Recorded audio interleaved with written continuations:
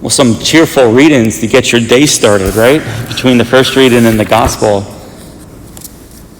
I always say, like, don't take sin lightly, because, Jesus' crucifixion is why we don't take sin lightly, right? There's consequences.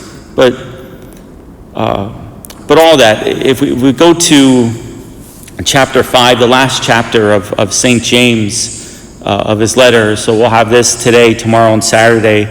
And then I did take a peek. Next week is the first letter of St. Peter, which is also a very good letter. So remember, the last 2 days, St. James has given us like a moral exaltation, okay?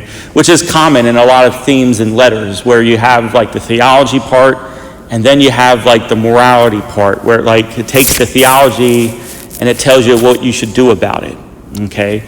So yesterday we talked about people dependent on their wealth, right? Like the whole heart and mind and attitude is about consuming wealth. And so now the third stage of this, the next stage, is when people who have the wealth and acquire the wealth, what do they use it for, okay?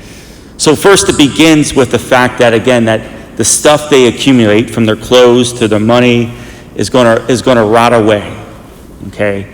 Right? No matter how elaborate your outfit is, one day it's gonna fall apart, okay? But again, we kind of live as if we have to acquire these things. But then it gets worse, because the accumulation of wealth often then has some consequences to others. Right? So if you're one accumulating from wealth, you might be prone to not justly pay your workers, which is the next critique that St. James has. Behold, the wages you withheld from the workers, and they're crying out in the fields. Now remember, a lot of times these workers are paying sustenance, right? That's the amount they're getting, just barely to survive. So if you're withholding wages because you're a lover of money and you want the money for yourself, you're literally killing your fellow worker. Like you're preventing them money for food that they need to survive that day, okay? And again, it's all rooted in the love and accumulation of wealth.